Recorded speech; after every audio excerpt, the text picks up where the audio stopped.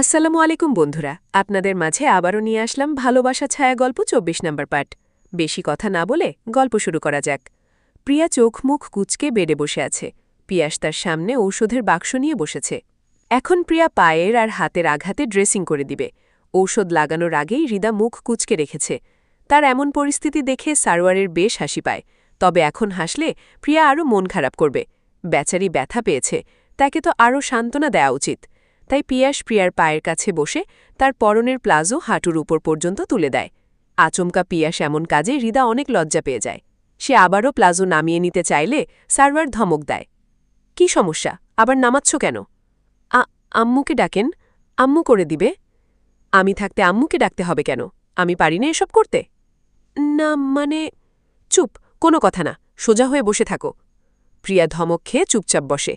পিয়াস তুলো করে ঔষধ নিয়ে প্রিয়া পায়ের আঘাতে ড্রেসিং করতে থাকে। প্রথমবার তুলো ছয়তেই হৃদা ব্যথায় চিল্লিয়ে ওঠে। সার্ভার চমকে উঠে বলে, কি হয়েছে, ব্যথা পেয়েছ?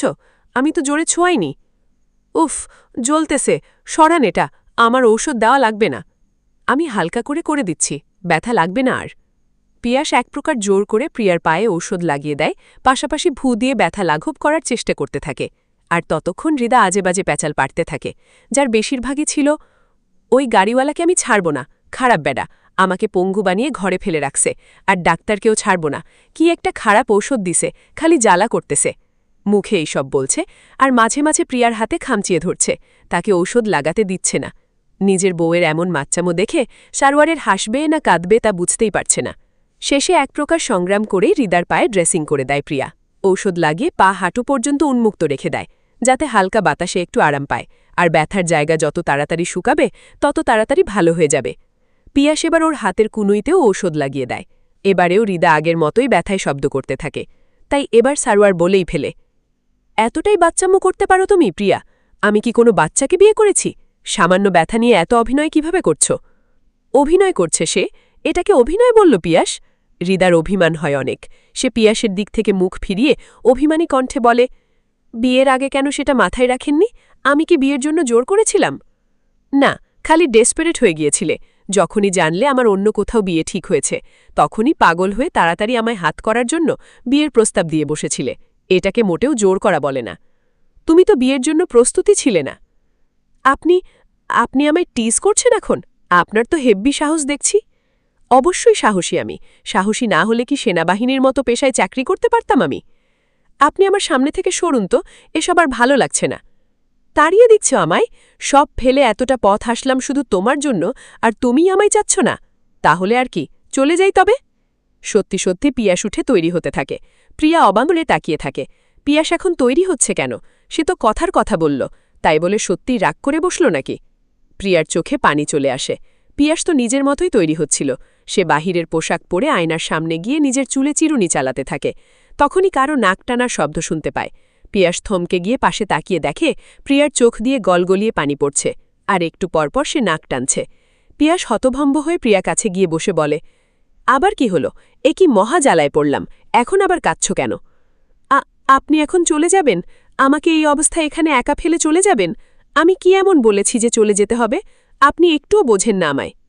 আমি কোথায় যাচ্ছি? আপনার কাজের জায়গায়। আমি কি একবারও বলেছি সেটা? প্রিয়া ফ্যাল করে তাকিয়ে থাকে। পিয়া শেষে তার পাশে বসে, তারপর বলে, চলে যাচ্ছি না, ওদের বাসায় পৌঁছে দিয়ে আসি, সন্ধ্যার মাঝে আবার চলে আসব। সত্যি আসবেন তো? আমি আপনার জন্য অপেক্ষা করব। ঠিক আছে, তুমি এক কাজ করো, এখন একটু ঘুমাও তবে। ঘুম আসে না আমার, ভালো লাগছে না এভাবে বিছানায় বসে থেকে। এখন কি চাও তোমায় কোলে নিয়ে নিয়ে ঘুরি? সেটা আদৌ সম্ভব? কেন সম্ভব না? আমি কি মোটি? অনেক খাই? আমার ওজন বেশি? আরে বাবা, এটা কখন বললাম আমি? তোমার তো পায়ে ব্যথা, ডাক্তার তোমায় বেড রেস্ট করতে বলেছে, স্বামীর কোলে রেস্ট করতে বলেনি। মনে তো হচ্ছে আমার কোলে ওঠার খুব শখ তোমার। আপনি আপনি একেবারে জাতালোক, অসহ্যকর মানুষ। প্রিয়া লজ্জা পেতে দেখে সারোয়ার হেসে ফেলে। প্রিয়ার দুগালে হাত রেখে আলতো করে কপালে ঠোঁট ছোঁয়ায়, তারপর বলে, আমার আসতে লেট হলেও হতে পারে, বাসায় যাচ্ছি, বোঝই তো।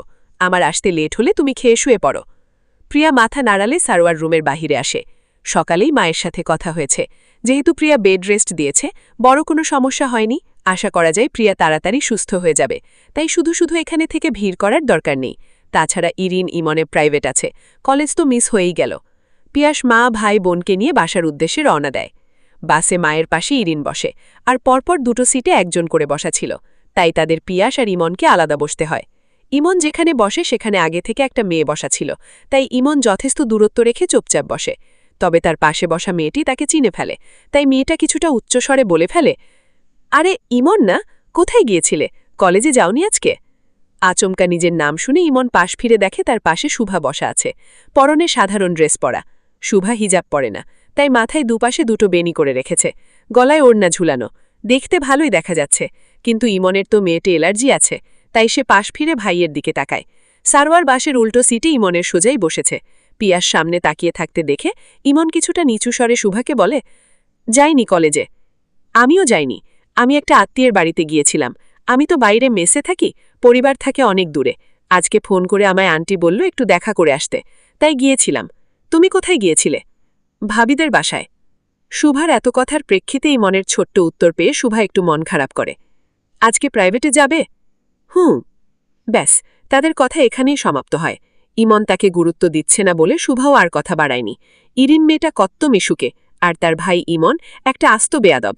সেদিন তাকে কি ধমকটাই না দিল, আর এখন কেমন ইগনোর করছে। বেয়াদব ছেলে একটা। বাস থেকে নামতেই শুভার সাথে ইরিনের দেখা হয়।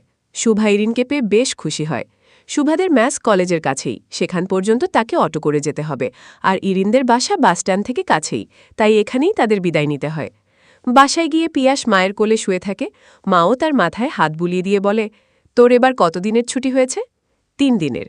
তোদের বিয়ে 3 মাস হয়ে গেল, তুই বাসায় আসছিসও না, আর বউকে বাসায় তুলে আনাও হচ্ছে না। এভাবে চলবে কিভাবে? তোমার খুব কষ্ট হয়ে যাচ্ছে আম্মু? কি করব বলো, এখন আরও গুরুত্বপূর্ণ কাজে ব্যস্ত হয়ে পড়েছি। গতকাল যে আসলাম, ওই কাজ ফেলে এসেছি। স্যার শুধুমাত্র দয়া দেখিয়ে 3 দিনের ছুটি অ্যাপ্রুভ করেছে, নয়তো আমার জন্য টিমের কাজ আগাচ্ছে না। এমনিই সেখানে কত অবৈধ কার্যকলাপ চলছে, সব স্বাভাবিক না হলে আমার কাজ কমবে না। পিয়াস ভাবছে প্রিয়া মা চাইছে, কারণ মায়ের একা একা বাসায় থেকে খারাপ লাগে, তাই বাড়িতে বউ আসলে সব পরিপূর্ণ মনে হবে। তবে সে তো জানে না সুরাইয়া বেগম আড়ালে ছেলের ভালোর জন্য কী সব ভেবে রেখেছেন। বিকালে প্রাইভেটে যাওয়ার আগে ইরিন ভাইয়ের কাছে এসে বলে, ভাইয়া, আমরা আসার আগে যাবে না কিন্তু, চলে গেলে খুব খারাপ হয়ে যাবে, আমি খুব কান্না করব। পিয়াস হেসে বলে, ঠিক আছে, আমি থাকব, তোরা বাসায় আসলে পরেই যাব আমি। মনে থাকে যেন। বোনের এমন শাসানো দেখে পিয়াস হাসে, তবে আর কিছুই বলে না। ইরিন ইমনের সাথে প্রাইভেটে চলে আসে। ইরিনের আমার বাহিরে বের হলে টুকটাক খাবারের চাহিদা আছে। পরপর 2টো প্রাইভেট পড়বে, তাহলে 2 ঘন্টা লাগবে। এতক্ষণ সে খাওয়া ছাড়া থাকবে নাকি? তাই ইমনকে পাঠিয়ে দিয়ে ইরিন পাশের দোকানে যায় চকলেট কিনতে। সে দোকানে গিয়ে চকলেটের কথা বলে আবার আচারের প্যাকেট দেখতে থাকে। হঠাৎ তার চোখ যায় পাশে দাঁড়ানো লোকটার দিকে। সে অবাক হয়ে যায়, কারণ সেখানে রিদান দাঁড়িয়ে দাঁড়িয়ে সিগারেট খাচ্ছে। রিদান অন্যমনস্ক হয়ে সিগারেটের ধোঁয়া ছাড়তেই ইরিন কেসে ওঠে। রিদান ইরিনকে দেখেই হাতের সিগারেট ফেলে পা দিয়ে পিষে দেয়। যতই হোক, তার স্টুডেন্ট হয়তো। ইরিন তখনও কাশতে থাকলে রিদান দোকান থেকে একটা ঠান্ডার বোতল নিয়ে তার ছিপি খুলে ইরিনের দিকে এগিয়ে দেয়। ইরিন তাড়াতাড়ি করে বোতলে মুখ লাগিয়ে খেয়ে নেয়। তারপর নিজেকে ধাতস্থ করে বলে, পেয়েছি আপনার ঠোঁট কালো হওয়ার রহস্য। ছি, এসব ছাইপাশ খেয়ে ঠোঁটটা কালো ইয়ের মতো করে ফেলেছেন। রিদান কুচকে বলে, সব রেখে আমার ঠোঁটের দিকে তোমার নজর পড়ল কেন? তুমি আস্ত বেয়াদব মেয়ে তো। ইরিন রেগে গিয়ে বলে, এখানে বেয়াদবির কি পেলেন? আমি কি বলেছি? আপনি দোষ করেছেন সেটাই বলেছি। লজ্জা করে না স্টুডেন্টের সামনে সিগারেট টানতে? তোমায় কি আমি এখানে শো দেখাতে ইনভাইট করে এনেছি নাকি? তাছাড়া পড়া রেখে এখানে কি তোমার? ইরিন মুখ ঘুরিয়ে বলে, কিছু কিনতে এসেছি, আপনার এসব শো দেখার জন্য আমি বসে নেই। ও মামা, তাড়াতাড়ি আমার চকলেটগুলো দেন তো। শেষ কথাটা দোকানদারের উদ্দেশ্যে বলে ইরিন মুখ ভ্যাংচি দিয়ে রিদানের থেকে দূরে সরে দাঁড়ায়। রিদান বিরক্তি নিয়ে নিজেও এগিয়ে আসে সেন্টার ফ্রুট কেনার জন্য। এখনই পড়ানো শুরু করবে। সিগারেটের গন্ধ দূর করতে সেন্টার ফ্রুট খুবই কার্যকর একটা জিনিস। তবে বিপত্তি বাধে ইরিনকে নিয়ে। সে চকলেট কিনতে এসেছে, তবে দোকানদার তাকে আচারের প্যাকেটও ধরিয়ে দিচ্ছে। ইরিন খেপে গিয়ে বলে, আমি কি আচার চেয়েছি নাকি? এটা দিচ্ছেন কেন? আপা, আপনিই তো তখন প্যাকেট নাড়াচাড়া করতেছিলেন। তখন প্যাকেট এইটা ছিঁড়া গেছে, এখন এইটা আপনার কিনুন লাগবো। আচ্ছা, জ্বালা তো। এমনিতেই ইরিনের হাতে বেশি টাকা দেওয়া হয় না, টাকা পেলেই সে এটা সেটা খাবে আর পেট ব্যথায় চিল্লাবে। এখন তার কাছে বাড়তি কোনো টাকা নেই, কিন্তু দোকানদারও নাছোড়বান্দা হয়ে গেছে। এইসব দেখে রিদান বিরক্তি নিয়ে বলে, ইরিন, কি দিচ্ছে নিয়ে যাও, আমি টাকা দিয়ে দিচ্ছি। আমি কি আপনার থেকে চেয়েছি পরে টাকা নিয়ে খোটা দেওয়ার জন্য?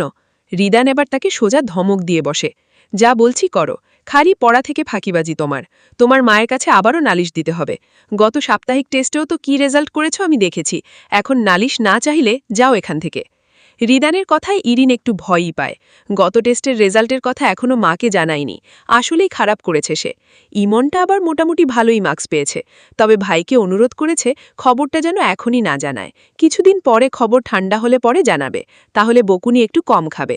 এখন রিদানের এমন হুমকিতে ইরিন ভয় পেয়ে তাড়াতাড়ি নিজের জিনিস নিয়ে পড়তে চলে যায়। অপরদিকে রিদান একটা দীর্ঘশ্বাস ফেলে দোকানের বিল মিটিয়ে নিজের ক্লাসের দিকে আগায়। এই ইরিনের সাথে সেই মেয়েটার একটু মিল আছে। মেয়েটাও তার সামনে ইরিনের মতো বাচ্চামো করত, যদিও ইরিনের বাচ্চামোটা একদম ন্যাচারাল, তবে সেই মেয়েটার বাচ্চামো ছিল তাকে ইমপ্রেস করার ধান্দা। তারই ক্লাসমেট ছিল। মেয়েটা সুন্দরী ছিল বলে রিদানও মেয়েটার ফাঁদে পা ফেলেছিল, ফলে তার জীবন থেকে কয়েকটা মাস সব আনন্দ হারিয়ে গিয়েছিল। মেয়েটা তাকে ছেড়ে চলে যাওয়ার পর সে একদম পাথর হয়ে গিয়েছে, এখন আর কারো প্রতি তার কোনো অনুভূতি জাগে না। তবে ইরিন মেয়েটা আসার পর থেকে সব কেমন বদলে যেতে শুরু করেছে। সকালে মেয়েটাকে দেখার পর তার বাচ্চা বাচ্চা ব্যবহার কেমন যেন তার কাছে ভালোই লেগেছে, বিরক্তিকরও মনে হয়নি। অথচ শেষের দিকে সেই মেয়েটার বিহেভিয়ার তার কাছে বিরক্তিকর লাগত। এটার পেছনে কি কারণ হতে পারে? তারও কি ভালোবাসা কমে গিয়েছিল তখন?